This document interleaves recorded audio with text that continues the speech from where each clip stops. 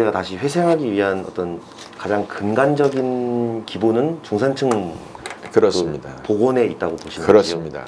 지금 이제 대기업은 성장을 하고 수출도 증가하고 있습니다. 그러나 고용 없는 성장이고 또 중소기업은 상당 부분이 한 30% 차이가 지금 그 미래가 불투명하죠. 또 젊은이들이 가지를 않습니다. 그런 상황에서 자영업하는 분들 지금 뒷골목에서 식당을 한다든지 무슨 슈퍼를 한다든지 뭐 조그마한 상점을 하면서 가게를 운영하는 사람들이 우리나라의 경우에 한 25%라고 그러는데 경제인의 이분들이 지금 절반 이상이 문재인 정권의 실정과 코로나 때문에 문을 닫게 되는 상황입니다. 문재인 정권이 최저임금제 급격한 인상과 주 52시간제 근무를 강제함으로 해서 오히려 일자리를 뺏었죠. 그리고 또 코로나 때문에 이제는 완전히 우리 시민들이 거리를 못 다니게 하니까 특히 음식점에 못 들어가고 하게 하다 보니까 이제는 정말 문을 닫는 상황인데 엊그제 어디 인터뷰한 걸 보니까 문재인 정권은 악마다라고 표현을 하더라고.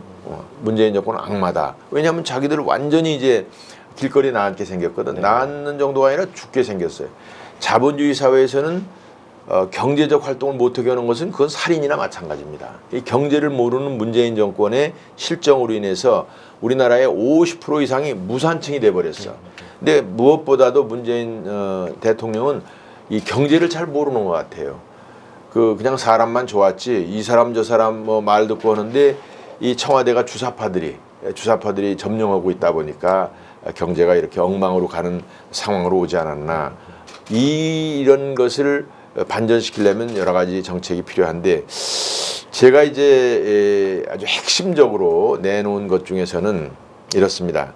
지금 이제 민주당 후보들도 무슨 경제가 어떻고 아파트를 어떻게 공급하고 이런 얘기를 하는데 사실은 민주당은 그런 말을 할 자격이 없습니다. 제 생각에는.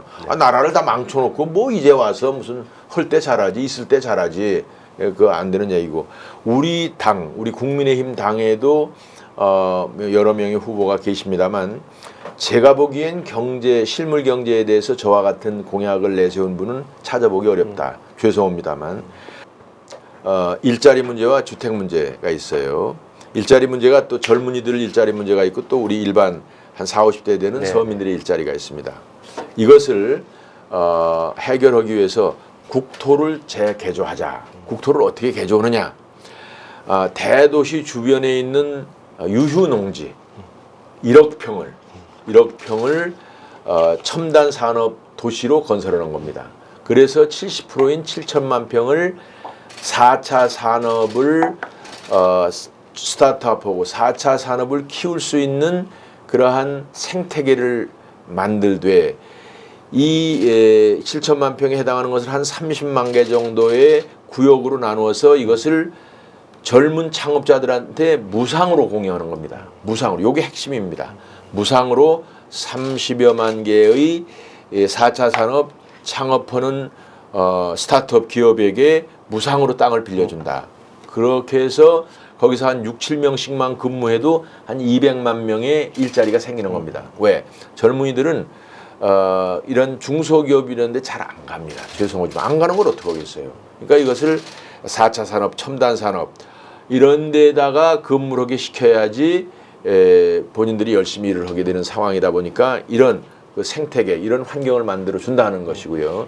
아까 1억 평 중에서 3천만 평을 주거단지로 만드는 겁니다. 네네. 이 주거단지의 논이다 보니까 이게 가격이 싸고 따라서 한 500만 원대 아파트를 분양을 할 수가 있다는 것이죠. 아시다시피 서울은 지금 뭐 가격이 1억도 넘었죠. 그러니까 뭐 평생 가도 집을 못 산다고 하는 것이죠. 근데 이것을 아예 논을 활용을 해서 말하자면 유휴농지를 활용해서 대도시 주변에다가 500만 원대 아파트를 제공을 하겠다 이렇게 되는 겁니다. 그래서 특히 그 지역의 그 산업 클러스터에 근무하는 젊은이들이 아파트에 사실 수가 있죠. 그야말로 뭐 1억 5천대니까 20% 한 3천만 원만 내면은 나머지는 은행 융자로 얻는 거니까 뭐 지금 상황에 봐서는 아파트를 가질 꿈도 못 꿨다가 그냥 당장 아파트 갖는 게 현실이 되는 겁니다. 저는 이제 그것을 인천 송도 국제도시라는 데를 우리가 그 바다를 메꿔서 바다를 매립해 가지고 도시를 만들었으니까 유휴 농지를 하는 것은 어렵지가 않다 이렇게 말씀을 드리고, 그런 가운데 또 하나 추가할 것은 우리나라의 산지, 이 산지가 192억 평입니다. 이 중에 한 10억 평 정도 되는 산지의 산 자락을 밭으로 만드는 겁니다.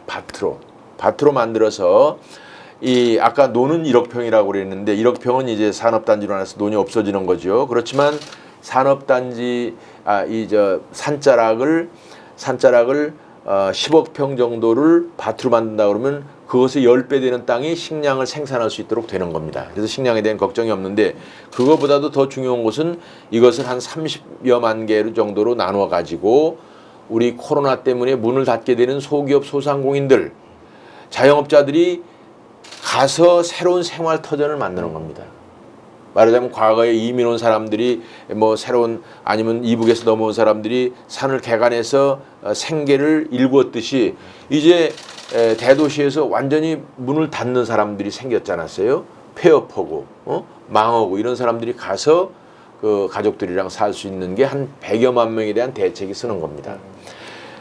아주 구체적이잖아요. 네네. 다른 사람들은 뭐 말로만 뭐 무슨 뭐 예산을 뭐 몇백억 들여서 모르겠다, 뭐 1인당 얼마씩 주겠다 이런 건 다 그건 있는 돈 가지고 서로 나눠 쓰는 건데, 그것도 함부로 해서는 안 되죠. 그거는 잘못하면은 지금 나눠준다는 것은 우리 젊은이들이 이 미래에 쓸 돈을 미리 땡겨 쓰는 거거든. 그게 죄악이야. 자기 자식 돈을 부모가 뺏어 쓰는 거나 마찬가지야. 그런 얘기 국민들이 현혹이 되면 안 돼요.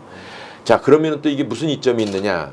아까 이제 유휴농지 1억 평을 산업단지로 만들어서 일자리를 200만 개 만들고 100만 개 500만 원대 아파트를 제공한다고 그랬고, 산지를 10억 평을 개간을 해서 우리 서민들이 가서 100만여 식구들이 가서 살 수 있는 토대를 마련한다고 그랬는데, 이것을 하기 위해서는 많은 건설 공사가 이루어지는 겁니다. 그렇잖아요. 건설을 해야 되잖아요. 이 건설하는데 수많은 건설 근로자들이 일자리가 있는 것이다. 5년, 10년 동안 이걸 조성해야 되는데, 저는 뭐 5년이면 다 조성한다고 봅니다만은 지금 이제 당장 오갈 데 없는 사람들이 많습니다. 문 닫고 폐업하고 이런 사람들이 가서 또 당장 건설 근로자로 일을 하면서 어쨌든 지금 새로이 좀 망했다가 이제 코로나가 끝나도 어차피 다 망해 있는데, 이 새로운 어떤 그 창업을 할 수 있는 기반을 마련할 수 있기 때문에 이것은 소위 뉴딜입니다. 이제 과거에 루즈벨트 대통령이 후보 제1차 대공황 때 1929년이죠. 후보 댐을 막아서 전기를 싼 전기 저렴하게 공급해서 미국의 서부의 산업을 발전시켰는데, 그 후보 댐을 건설하는 과정에서 수천만의 그런 건설 근로자들이 가서 돈을 벌었고, 쉽게 얘기해서 그걸 기반으로 해서 그 생계를 확대해 나가는, 말하자면 또 다른 비즈니스를 할 수 있는 기반을 마련한 그런 것과 같은 예가 되겠습니다. 그래서 이거는 제가 볼 땐 신의 한 수고 유일한 것이다. 우리나라가 지금 새로운 단계로 갈 수 있는. 이거 지금 다른 얘기들 다 말뿐입니다. 말뿐이고 해봐야 결국 뭐 있는 돈을 가지고 이리 쪼개고 저리 쪼개고 하는 거고, 아니면 뭐 우리 자식들 돈 미리 땡겨서 쓰는 거 이런 거나 하는 것이지, 이것은 말하자면 이런 겁니다. 우리가 물그릇이 있는데 지금 다른 후보들이라는 거는 물그릇 이렇게 한번 해보는 거 흔들어 봐서 어떻게 고쳐보려고 하는 거고, 저는 물그릇 자체를 키우는 겁니다. 자체를 키우는 것이고, 아주 또 잊지 않아야 될 것은 우리가 디지털 디바이드 시대 코로나 이후에는 능력 있는 사람들은 잘 살게 돼 있습니다. 한 30% 정도는 잘 살아요. 근데 50%에서 70%는 잘 못 살게 돼 있어. 어려워요. 근데 이런 분들이 다시 땅으로 가야 돼. 다시 지방으로 가고. 참고로 우리가 70년대에 농민들이 한 70% 됐었죠. 기억나죠? 책에 그렇게 써 있고. 지금 농민들이 몇 퍼센트나 되겠어요? 글쎄요. 그냥 다 틀릴 수 있으니까. 전 10%대가 아닐까. 3%예요. 다 10% 정도라고 그래. 그러니까 농민들이 그리고 또 노인들밖에 없어. 그러니까 그 많은 농토와 그 많은 지역을 다 놔두고 모두 다 이렇게 대도시 서울에 와서 사는 거예요. 근데 여기는 일자리가 이제 없는 거예요, 사실. 그러니까 서로 아구다툼하고 사는 거야.